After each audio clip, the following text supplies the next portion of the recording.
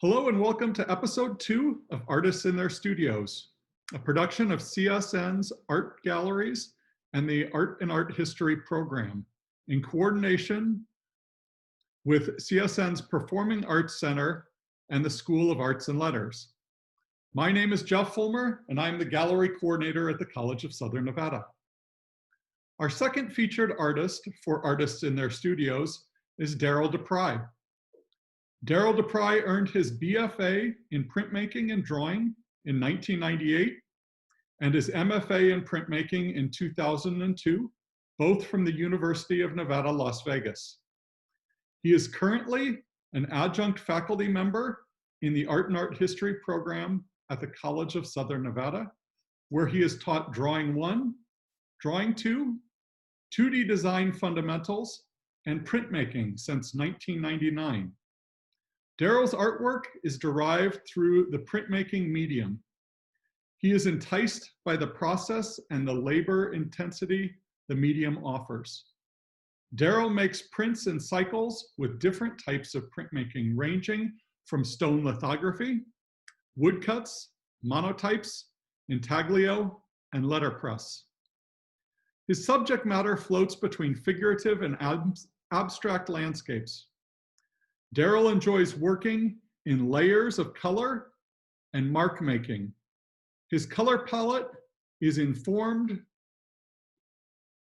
by the spectacle of the Las Vegas Strip and its lights, and Japanese Ukiyo-e and Mokuhanga prints. We join Daryl in his home studio. Greetings, everyone. My name is Daryl DePry, and I am a printmaker. I live here in Las Vegas, Nevada. I also teach at the College of Southern Nevada. I teach Drawing 1 and 2, as well as Printmaking and Fundamental Design 1. So, what I have here is my garage at home, is my studio. And as a printmaker, I have a couple of presses. And I've been saving my money, so I've got quite a few of them. So let's kind of take a tour here. So over here we have the Intelio Press. There's a roller on top and there's a roller on bottom. As the information goes between those two rollers, it gets squished. We have a big 5-spoke pull to pull your prints. On this press, I do intaglio work, or plates. I also do woodcuts, and I do monotypes. So, let's look at the intaglio work. Generally with intaglio work, I do rather small pieces, and probably the main reason is because the labor intensity that's involved to actually ink the plate in that time-consuming process, so I tend to keep them small. So here I have a variety of prints. They're all, for the most part, figurative or just outdoor landscape. Some are colored, some are just black and white, to kind of give you an idea. I think that what I like about the intaglio process is the kind of intricate and precise line work that I can achieve with it. You still can get really soft and atmospheric and values through process of soft ground and or with aqua tinting. Those of you who know what those processes are. But I think here that the line work is what I'm generally enticed by. Over here, I have examples of woodcuts. That's probably my main focus. My color palette is probably most likely informed by the spectacle of the Las Vegas Strip. I've been in Vegas since 1989. So I think that color palette, I'm also enticed by the Japanese woodcut with their kind of color palette, as well as French Impressionism. This is my latest piece.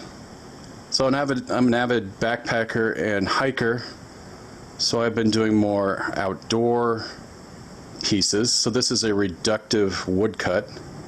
So I use a single block, and as I reduce it out, the next color of information goes down. And that kind of brings up an interesting thing. When I originally went to school, I went to school for geology, and that's where I met my wife. And, you know, in geology it talks about layers and rocks, but it's also the enduro of all the sciences. There's an element of physics, biology, chemistry, as well as earth sciences. And I think printmaking has that same enduro-ness to it. So it relies on, for the most part, all the 2D mediums, everything from drawing, painting, photography, and you're combining it all in this particular mode of mark making. What I want to show you here, here's a print, woodcut print, and then there's its block in the press bed. And if you guys notice, in printmaking, the resulting image from the block or the matrix is always the mirror image. So what's interesting about being a printmaker is a lot of times, well, not a lot of times, all the time, you have to kind of think in reverse as you're making your imagery. All right. Size of my print is dictated pretty much by the size of my paper, but depending on what I'm working on, I think will also constitute its size, the amount of ink or the color ink that I want to use. Also on this press, I do a lot of monotypes. Monotypes are created on a plexiglass sheet. You basically lay down ink in different manners, whether you're painting it on there or rolling it on there, wiping. What's interesting about this process is you can get the same amount of layering effect with color and marks, but I feel that the look of it is a lot softer than what you would get with woodcuts. Woodcuts have a tendency to have more of a graphic look. This has more of a softer look.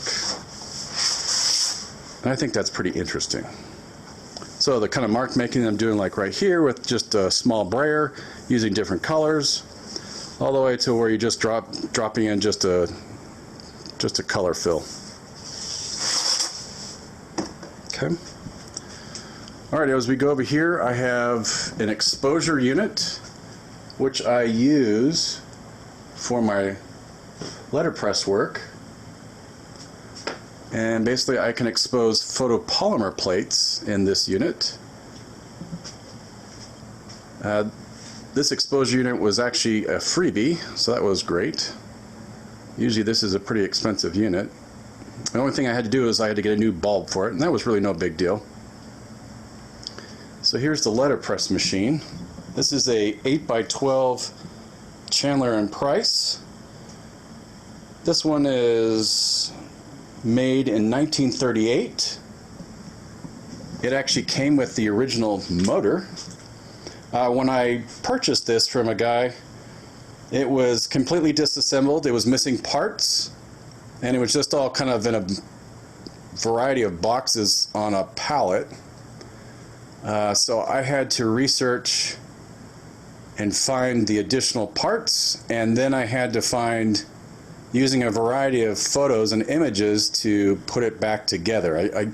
I couldn't find a manual or anything like that that showed how to put it back together step by step. So it was quite the learning process with refurbishing it, repainting it, and then reassembling it. When I got done reassembling it, I still had a lot of bolts and nuts left, but it works.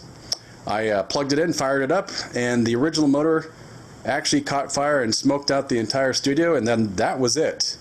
So I had to get a new motor, which is back here. You can see it down there. And then it's controlled by this electronic device, so I can control the speed. And what's interesting about this, I'm going to turn this on real quick. You turn on here with a switch, like a light switch. You press run, and then you activate the flywheel to get it going. Kind of has a whine sound to it, but listen to that clink sound. Does that remind you of the scene in Kill Bill where they have the fight upstairs outside? When the little fountain is making that clunk clunk sound? That's what I always think about. I don't know why. That's weird, huh? But yeah, a mechanical press. And this is about the speed I run it. I find this particular press pretty dangerous. And I've seen it where people run it really fast, and it always amazes me. All right, so here's my lithography press. This is pretty much just like the lithography press I used in college. It's a Griffin press. And I do more stone litho since I have my own setup here. I don't have to do plates. So I have 3 stones. I got a little one and then 2 larger ones. And here's my stone easel. And in that little cubby hole you would stick your hand in there and you would crank the jack up, and then the stone on top would jack up so that it's at an angle. You can actually draw on it like it's an easel. It's also attached to this hand cart, which makes it easy to move around the studio because these stones are pretty darn heavy. And what's great about this is I don't have to pick up these stones anymore. You know, before when I was younger, it was really no big deal, but now it is a kind of a big deal to me. So in my lithography work, what I like about lithography is how it really retains my drawn look. And so those drawing marks, so this is just images from backpacking or hiking trips.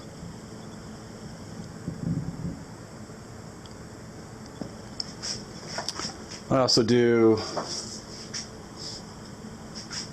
this is a reductive piece, a Manière Noire.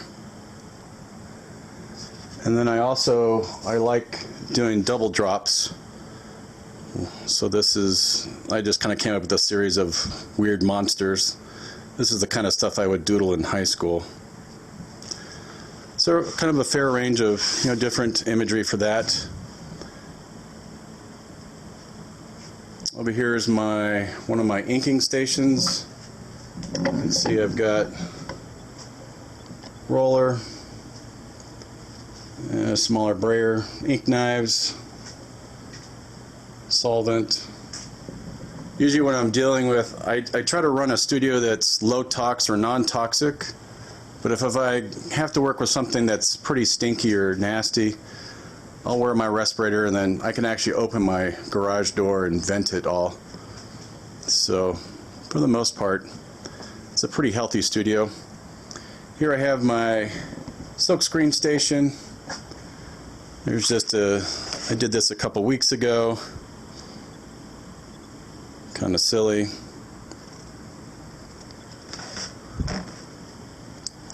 I think that as an artist, you also become pretty astute at being a do-it-yourselfer, so kind of repurposing things. So here I have these shelves that act as drying racks, placing them in specific places so that when you're not using them, you can fold them up out of the way. Safe spacers. Yeah.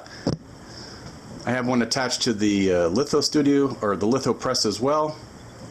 Here I have a big easel where I can do a variety of things on. Of course, I have the water heater. For the most part, my chemicals are, for the most, I mean, I wouldn't drink them, but they're pretty safe. Then the ink I'm using, I use oil-based inks. Another inking station. Here's the chase that would go on the letterpress machine. Has an image in it right now. I'm working on an alphabet book of slang terms for the penis.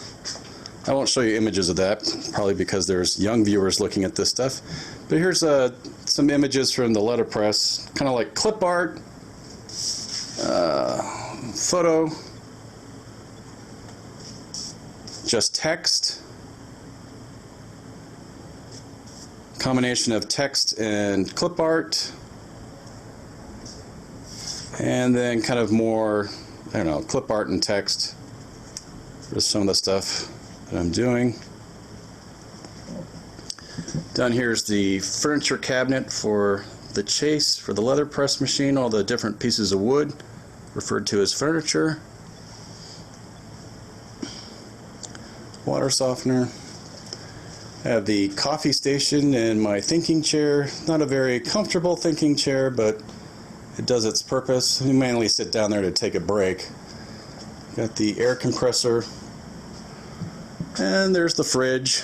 You notice that I have kitchen cabinetry in here that I've repurposed, so then also way back over there.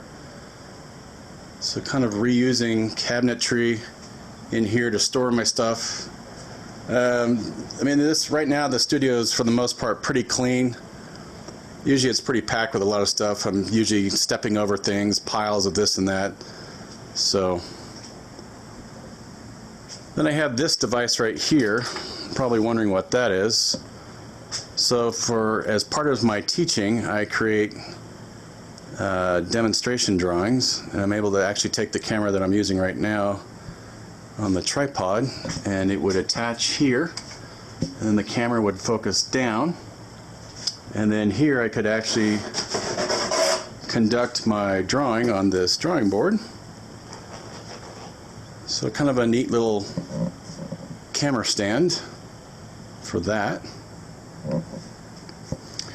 You notice the flooring, I have fatigue pads everywhere. So that's that. That's the studio. So I'm going to take you into my bedroom studio, which is also downstairs. So let's go that way. Going through the house.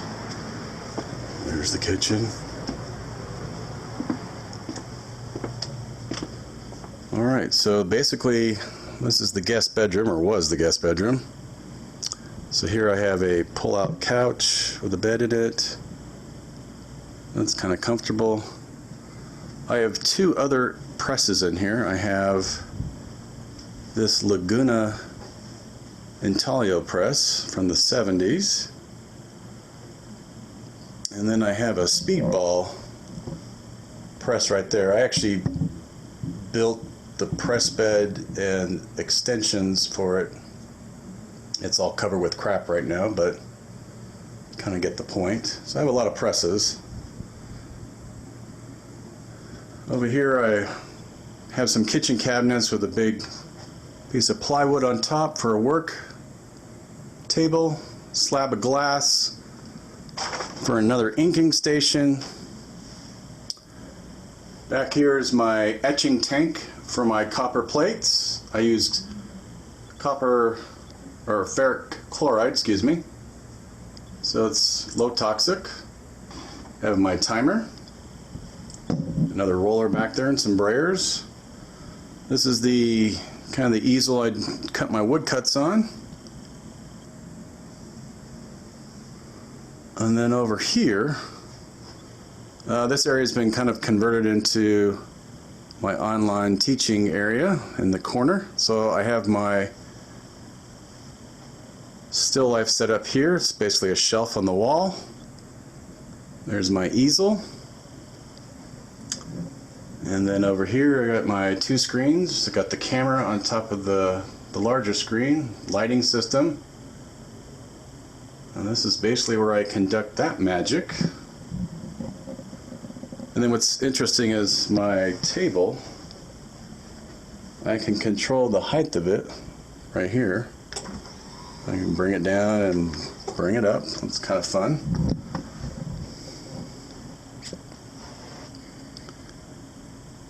So yeah, studio number 2. There's some downsides of having your studio at home.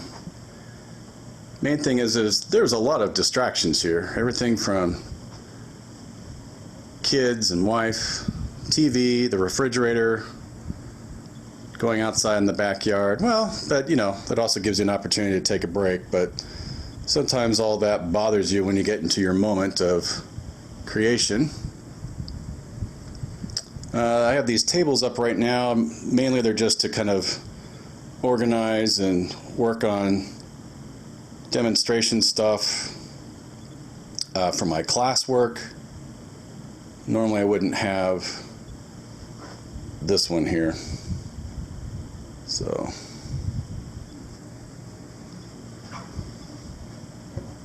got the bass guitar, longbow, and my quiver of arrows. So there's my studio security, just in case. So it is what it is. Fun. Then you probably noticed in the garage and also in here, oh, it's bright. I've got these LED fluorescent lights up all over the place, which gives me some really great lighting. So, especially with the pandemic, I got that fluorescent tan, more so than a real one. Then I use this studio mostly for summer, since this has the cooling in the house. I do have an AC in the garage, but it only kind of brings it down to like the 90s when it's like 115 out. So it's still pretty hot. So, okay, well, thanks for watching. Those are basically my two spaces and the kind of work I'm making and what kind of influences me and how I get it done. Thanks for watching. I look forward to your questions. Take care. See ya. Very cool. Thank you for sharing your studio with us, Daryl. And again, to everybody, if you have any questions, please feel free to type those in the chat now. So I did see, I thought when we were going through your studio that you had a Bob Ross sticker on your lithography press. Did I catch that? Yeah, it's a Bob Ross magnet. Yeah. It's his birthday today, and that's why I know. No, I mean, just growing up, I've always been given Bob Ross stuff. I have a T-shirt, and yeah, I have all sorts of stuff from him. Someone's asking to see the woodcutter in action, but maybe not right now. A woodcutter in action. How do you keep track of all of your projects? I noticed you had a large flat file. Yes, the flat file was given to me by one of the tenured faculty at UNLV, and he had gotten it actually from NASA, so it does have some history. It was extremely beat up. A lot of the drawers don't open very well. So yeah, that's been helpful. I don't know, it's kind of a catch-all place. It isn't really organized. But how I keep everything organized, I'm pretty good about doing that in a sketchbook. And then because I have all the presses, depending on what I'm working on, I can delegate projects here and there, as opposed to if I only had one press, it would take a lot longer. And I think sometimes I have a tendency to overthink things and stop doing them. So this gives me an opportunity to actually hide things, or, okay, over on this press, I'm going to do this, et cetera. That's a good question.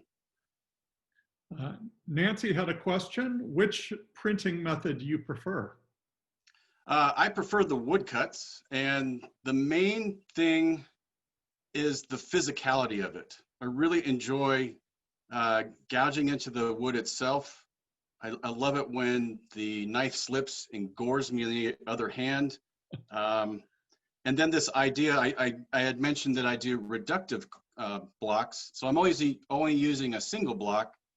And Picasso refers to those as suicide prints because you can't go back. But for me, that then really makes the addition of prints final, because I can't go back. If I do have multi-plates, I can always go back and reprint them. So for me, printmaking does have an end product, and you're only making so many prints from it. Suzanne had a related question. What kind of wood do you use for your woodcut, and where do you purchase it? Ooh, I toy around with a lot of different woods, and over the years have gotten into problems with warping and all those. So I have a tendency to stick with Baltic birch plywood. And I was getting it, at specialty places here in town. A lot of the stuff at Home Depot and Lowe's actually has voids in between the plies, so that when the block runs through the press, those areas actually get crushed and they become like a dimple and they won't actually print anymore. So yeah, I have to kind of pay a higher dollar to get a higher end plywood. But what's nice about the plywood, and the reason for it, is I can alter it to any size, and then it's easy to plane, it's easy accessed. Where if you're doing like Japanese woodcuts, you're using like cherry planks or pear or apple, and those are very expensive, but you're also limited in terms of your size. Suzanne also wrote that she loves your foreshortened figures, and it appears that you recombine candid shots. Yep. Where do you photograph people? Ooh, when I was doing that work, I would go to like bars and sort of meeting areas where a lot of people, I have two sisters that are 10 years younger than me. And so at that time when they were younger and in high school, I would use them and their friends a lot for, you know, modeling purposes. I do a little bit of scanning on the web, but a lot of times it just really isn't good. So I have a tendency to use friends and family for my models. And then I'm able to get them to pose in the manner that I want and need. Cool. So I don't see a question in the chat right now, so I'll ask one. If you had your, if money was no object, what would you do next with your studio? I think it would be great to have a really large warehouse where I'd have more space. All the studio stuff would be in one place. But then, you know, I'm doing a lot of stuff outside because of, you know, if I'm planing the wood, anything like that, it's dirty. So I won't do that in the garage. So it'd be nice to have like a clean area, you know, a dirty area, a photography, like a darkroom area, like for the exposure unit. And it'd just be great to have, you know, just kind of a big warehouse-like space to do that in. I think that's the dream for so many artists. I noticed in your garage studio, it seemed like you had a full bar there on top of the freezer. Is that a personal bar, or do you host potential collectors? No, it was just placed there from a party we had. Yeah, I feel kind of silly now that you mentioned that because I didn't even notice it. Yeah, I normally don't drink that stuff. That's usually for parties. I'm more of a beer drinker myself, so that's funny. I seem to remember that. Yeah. A serious question then from Suzanne. When you do the monoprints, are you running them multiple times through the press? Yes. So each color would basically be a run through the press. So yeah, some of those prints have 12 colors on them. So they become, the press becomes dedicated to that, and it's pretty labor intensive. And then as I'm changing out the color, you know, I have to kind of break everything down, clean it up, and then create the next custom color. And then, you know, all the rollers or brayers that are involved in that. So something like that size can turn into, you know, a week or two to make it. Good question. Maybe just one or two more questions. Do you have any examples of how your studio, the physical studio space, has propelled your artwork in a new direction? In what manner propelling it? I don't know. I feel like, you know, with my work, if my studio space is cluttered, I end up working smaller. If I have it cleaned up, I work bigger. I don't know if that's just something particular to me and the way I work. Oh, I see what you're saying. Okay. No, I think it's kind of based on the itch that I want to scratch. You know, if I want to do a large stone litho, then that stone comes out and then I just basically have a love affair with it for the next, you know, 2 or 3 weeks. Yeah, and then if something else occurs, or perhaps as I'm researching or looking at other things, you know, it's like, oh, you know, I should really go back and try soft ground. I haven't done that in a while.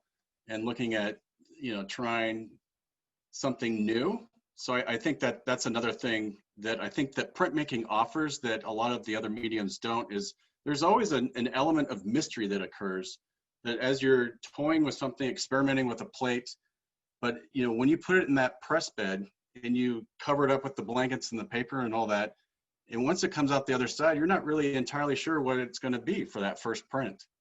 And I think that's pretty exciting. I mean, a lot of times you pull up, you're like, oh God, all that time spent. But other times it's like, wow, that's really amazing. And then now I'm going to add blue, or whatever happens. Cool. I think we have time for just one more question. Nancy asks, when did you become focused on printmaking and why? Printmaking. Oh, wow. It's when I took it in my undergrad. There was a professor, Jim Pink, was teaching it. And I remember I had taken his litho class, and I had asked him about woodcuts, and he said, well, you can take hours with me and, mess around with it over the summer. And I did all this research and, got wood and the tools and just made a whole bunch of mistakes. I cut myself up to shreds, but I really liked that idea that it was really just like geology. It was about layers, the physicality of it, ritual, repetition, rinse and repeat. And then once everything functioned, then it was just this factory, reproduce. And I really found that was fascinating. It had steps. So discipline. Very so it was cool. 1995. Okay. Yeah. Very cool. Thank you so much, Daryl, for sharing your studio with us. This has been Artists in Their Studio, a production of CSN Art Galleries and the Art and Art History program in coordination with the CSN Performing Arts Center and the School of Arts and Letters, featuring artist and educator Daryl DePry. My name is Jeff Fulmer. You can find CSN Art Galleries online on Facebook, Instagram, YouTube, Twitter, and on our WordPress blog. Thank you for joining us. I'll leave you today with the words of Bob Ross, who would have turned 78 years old today. Bob Ross said, "There are no mistakes, only happy accidents." Thank you and have a great day.